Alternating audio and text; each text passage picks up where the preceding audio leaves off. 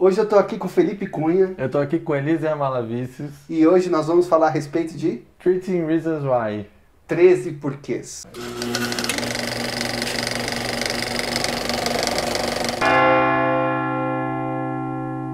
A Hannah Baker é uma menina da high school que ela se suicida e deixa 13 fitas cassete. E aí o colega dela, o Clay, ele ouve as fitas para entender os 13 razões que ela acredita terem levado ela a se suicidar. O que a série ela mostra? Misoginia, suicídio, adultos negligentes, dirigir alcoolizado, cyberbullying, campanhas pedagógicas, abuso de autoridade, omissão, sair do armário, vazamento de intimidade, falso testemunho, solidão coletiva, capitalismo predatório, assédio sexual e muito machismo. Tem machismo, assim, demais, assim. Então são problemas diferentes da nossa geração enfrentou, né? São os problemas que eles estão enfrentando agora. Sim. E você pega... e não é necessariamente que a série faz apologia a algum desses temas, né? A série não faz apologia ao suicídio. Eu acredito que não, porque alguns adolescentes que eu conversei que assistiram, assim, alguns que não passavam por quadros de depressão, falaram assim, não, é uma coisa que tem na escola, isso daí pra mim não é tão tabu, porque a gente fala disso na escola, esse tipo de bullying, a gente passa por isso, a gente tem que aprender a lidar com isso. E alguns adolescentes que têm quadro de depressão assistiram e falaram, poxa, a Hannah teve um problema após o suicídio. Ela criou machucado na família. Será que a minha mãe, o que a minha mãe vai pensar se eu me suicidar? O que vai acontecer após isso? Porque geralmente o pensamento suicida ele acaba com o suicídio. Não, quando eu me suicidar, acabou. E aí a pessoa pôde perceber e ter uma outra leitura disso.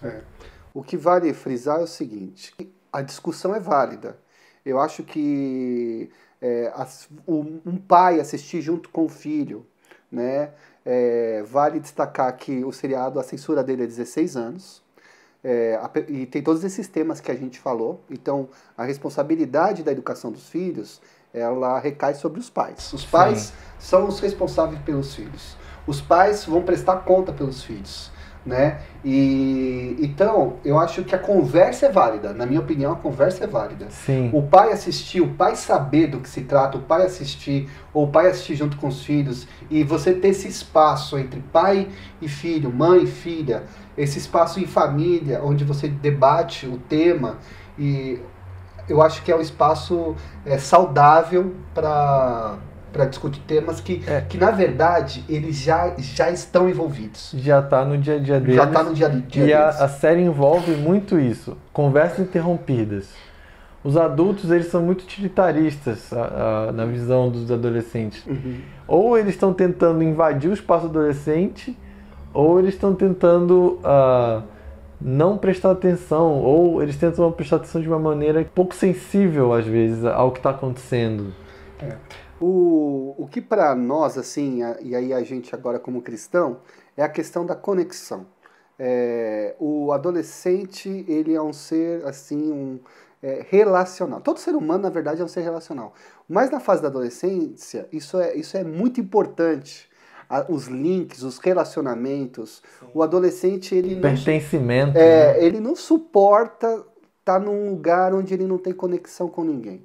Então, a trajetória da Hannah mostra o sofrimento dela nas conexões dela. Os pais estão passando por problemas financeiros. Então, às vezes, a gente não pode perder o nosso elo de ligação com as pessoas. E a série trata um pouco disso.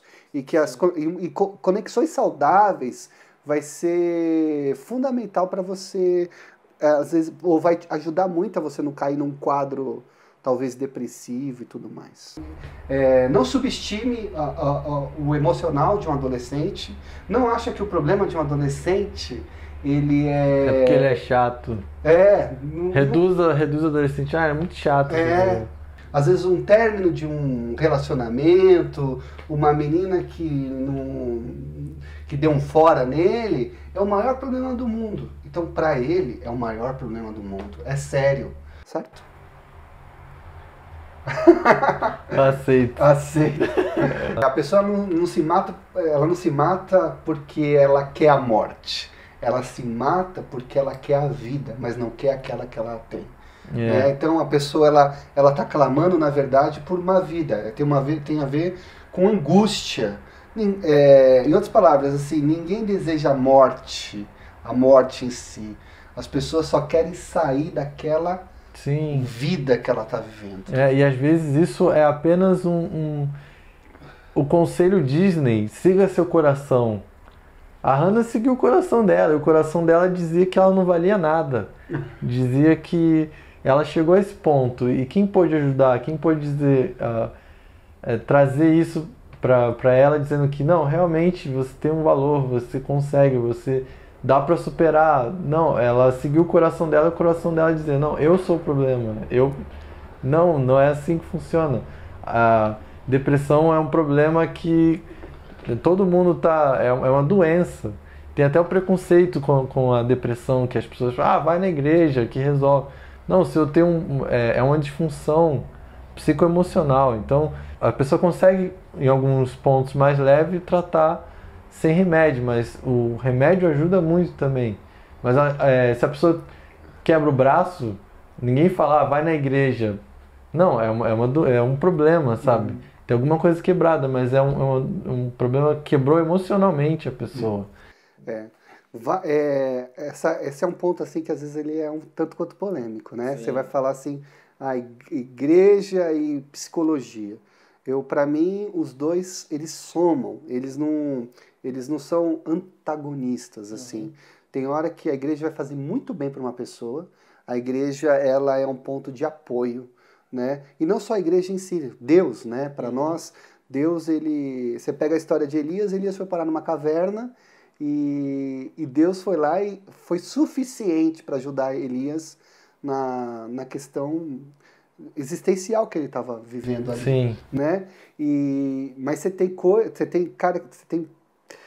possibilidades que são realmente patológicas, que a pessoa ela precisa de ajuda de um profissional.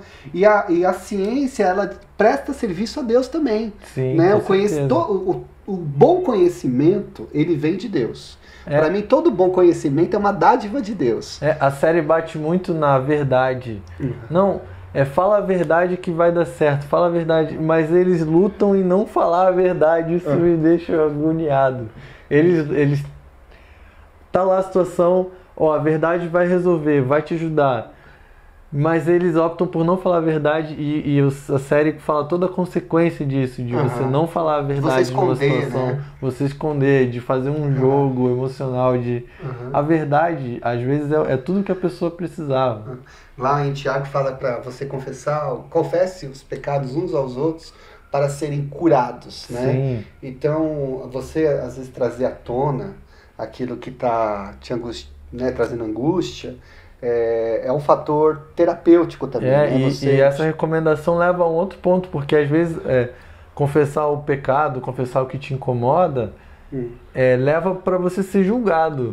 Mas o objetivo vai ser curado, não é ser julgado ou ser destroçado por isso. Mas tem um detalhe, às vezes a gente também precisa não ser julgado, mas às vezes a gente precisa ser confrontado. Sim, né? Confrontação é diferente. Não é só o fato também de se abrir e ser curado. Sim. Mas às vezes a gente precisa, olha o que tem acontecido com você, olha o que você tem feito. Às vezes a gente precisa ser confrontado. Sim. E nesse papel a igreja ela é salutar. Né? Se é uma igreja, agora eu vou usar uma igreja saudável, ela não vai julgar você, mas ela pode vir a te confrontar. Né? E, enfim, falando ainda do aspecto, eu falei da importância da questão psicológica, da psicologia, de você buscar ajuda, tem hora que vai ser necessário a questão até mesmo de um medicamento e tudo mais. Eu quero também falar a respeito da questão espiritual. Então Deus ele ajuda em algumas coisas que às vezes que a filosofia humana não basta. Então você precisa da ajuda. Não estou falando que crente não possa entrar em depressão, não é isso. né? Você pode ser cristão e você está vivendo uma profunda Assim depressão. como o crente pode ter dor de barriga também, o que... Exatamente. Mas eu estou querendo dizer é que Deus ele traz sentido para a vida do ser humano. E esse mundo onde Deus não faz parte, as respostas que você precisa você não alcança, você corre uma tendência a sofrer, a trazer tristeza, uma depressão. Eu vejo um pouco diferente porque a questão transcendental ela é tão importante quanto. Porque às vezes a pessoa ela acha que está seguindo Deus, mas ela está seguindo uma regra, Sim. um códice ali que na verdade é comportamental, não é... Ela não está transcendendo, ela não está indo além de si mesma. Sim. E eu acho que às vezes ir além de si mesmo é um encontro com o transcendente, sabe? A pessoa vai além, e isso hoje, tanto é que hoje existe até uma moda de trazer o transcendente até para o empreendedorismo. Porque eu não estou abrindo uma empresa, eu estou empreendendo, porque isso vai gerar riqueza para o país, isso vai... E esse discurso transcendental, ele foi até um pouco que roubado da igreja. A igreja é vista como um pacote de regras. Eu vou lá na igreja porque eu vou seguir as regrinhas que eles vão me dar. Mas o discurso transcendente, hoje você tem ONG que... eu entrei numa ONG que ajuda a dar comida para criança africana e isso me faz eu me sentir melhor. Claro que faz, você está ajudando alguém, a sua vida está... A Bíblia já diz isso. Proporcionando vida para outras pessoas. E o seriado traz muito isso, quem é você naquelas fitas? Onde você já errou com as outras... Onde você se deixou de conectar? Poxa, a gente faz isso o tempo todo. Você pega... eu vou tendo trabalhar, eu tô no trabalho, eu tô andando na rua, eu tô na escola, eu não vou conseguir dar atenção para todo mundo que eu cruzo. Mas eu preciso saber quem eu posso contar. A gente tem que parar de criar histórias... Uma dependência. Uma história dentro da nossa cabeça que, isso aconteceu por causa disso, por causa disso, por causa disso. Não, às vezes aconteceu e você não vai saber o porquê, a gente não tem todos os porquês. Eu sempre penso assim também, que a gente se encontra em Deus. Eu sou, como cristão, eu não consigo fugir disso, sabe? Então, eu depender exacerbadamente de alguma outra coisa, para mim é sempre complicado, sabe? Eu acho que, tipo assim, a minha graça, ela te basta. Então, em Deus a gente vai encontrar na verdade o equilíbrio final que a gente precisa. O ser humano ele se encontra em Deus. É mais ou menos assim: a queda, o homem se perde de Deus, e aí por causa disso se perde em vários sentidos, inclusive no sentido emocional e tudo mais, existencial e tudo mais. O homem se perdeu, se alienou. Então é um caminho de morte mesmo. Isso então, mas esse homem perdido, ele acha que merece Deus? Ele não merece. Então, aí que tá. Eu acho que esse é o pensamento da pessoa que chega ao ponto do autoextermínio. Ela acha que merece morrer. E é isso que a pessoa precisa entender. Não, você não merece morrer. Você não merece tudo que fizeram com você. Você não merece aquelas coisas que estão fazendo com você todo dia, que você está sofrendo. Você não merece isso. É preciso reagir, ou é preciso buscar ajuda, é preciso insistir na ajuda. Porque a pessoa ela se sente tão distante, tão impura, tão castigada, que ela fala, poxa, então é isso, eu mereço eu tô merecendo isso. Ela fica meio apática no processo de retorno, de volta, de restauração. É como se ela assim, não tem mais volta. Eu me entrego a esse caminho de morte. Vale muito a pena destacar que os suicídios não é de hoje, mas eles têm aumentado, né? Isso, o índice de suicídio vem aumentando desde a década de 80. É um dado muito alarmante. Baleia azul é só uma ferramenta, tipo assim, é só mais uma coisa. Mas isso extrapola a Baleia Azul. Sim. Isso extrapola a série. Isso é um problema. O Baleia Azul vai passar, sei lá, daqui talvez umas 3 semanas. Um mês, acabou. Mês, ninguém vai falar de Baleia Azul mais. Não. Só que o problema do suicídio vai continuar. né? Tá por aí, não tem jeito. Não tem jeito, que fim triste. Não, desculpa. Eu tô querendo dizer que o problema persiste. Qual que é a saída disso? O que as pessoas estão precisando, sabe? Eu sei que as pessoas estão se sentindo cada vez mais sobrecarregadas, porque elas precisam...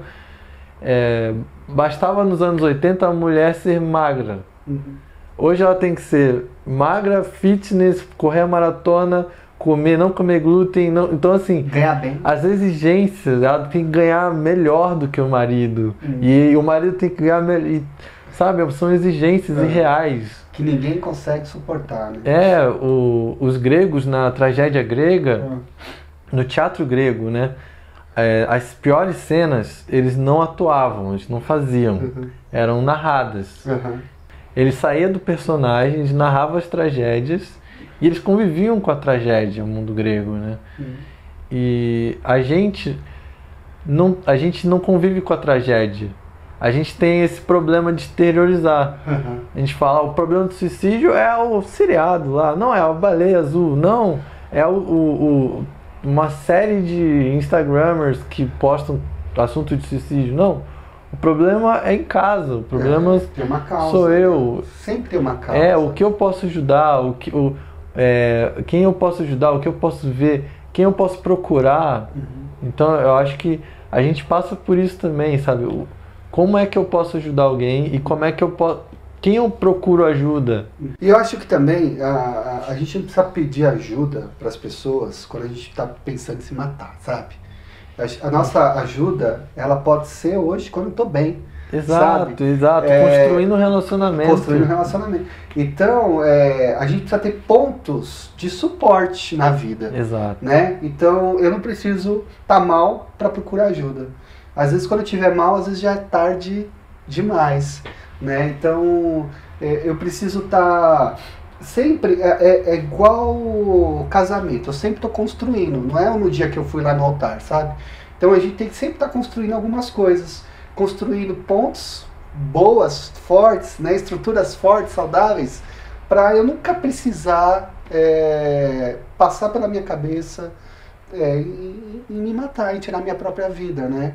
Então, e quem está passando por isso, que deve ter muita gente, tem muita gente, né? Passando Sim. por momentos assim, é tempo de colocar as coisas debaixo do tapete, sabe? Assim, não, isso não é nada, deixar as coisas passarem, né? Ver o sinal amarelo e ser proativo. Às vezes a gente é muito passivo, sabe? A gente deixa as coisas, os problemas para depois, para amanhã. Procrastinar coisas que poderiam ser tratadas agora. Sim, procrastinar o amor próprio, né? É. Porque o primeiro amor é o amor próprio. Jesus falou assim, ama o próximo como a ti mesmo. Na Indonésia, e eu estava conversando com um padre jesuíta. E ele falou assim, ele apontou para Jesus na cruz e ele falou assim, aquele ali é Deus. E a gente estava falando da desconexão do ser humano com o transcendente, com Deus, com a divindade, com o Criador do universo. A gente se sente tão pequeno, tão humilhado.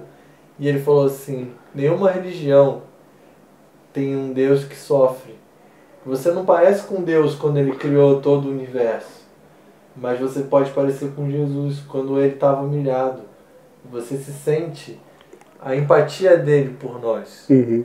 Ele veio atrás da gente e ele veio sofrer para dizer, olha, eu me importo com você. Não o Deus sofredor, eles têm essa conexão com o Deus sofredor tão forte, porque o Deus sofredor é o Deus que você se identifica. É o Deus que você muito respeita. legal isso. Não é um Deus, não, eu tenho um Deus que é o Papai Noel lá que vai me dar toda a vitória. Não, eu tenho um Deus que sofreu, então... Com ele sabe o que é sofrer. Então eu posso recorrer a ele, porque ele vai me ajudar no meu sofrimento também. E a questão do amor dele também, né, cara? Sim. Porque se a causa é uma total falta de amor por si mesmo, ou talvez você não se sente amado, é saber que a morte de Jesus, o que levou Jesus para a cruz não foi o nosso pecado, não. O que levou Jesus para a cruz foi o seu amor. Sim, e tanto é que ele não queria ir na cruz. Uhum. Jesus não se suicidou na cruz. Uhum. Ele falou, Deus, se você puder me tirar da cruz, se tiver um jeito melhor, pode ser. Mas foi o amor, né, cara? Fechar assim, pelo menos da minha parte. A gente precisa transmitir isso para as pessoas, que é possível sim você ter uma relação com Deus. E aí a gente tem que tá claro quais são as doenças do mundo contemporâneo, do mundo moderno, quais são os problemas de hoje, né? Então o filme ele é um espelho do que é o mundo de hoje. E aí nós pais e os adultos, a gente precisa estar ciente desses problemas para a gente poder fazer alguma coisa. Certo? Beleza. Até a próxima. Até a próxima. Foi mal filosófico. Né? Nossa, aqui é o estilo dos dois, esse é o problema.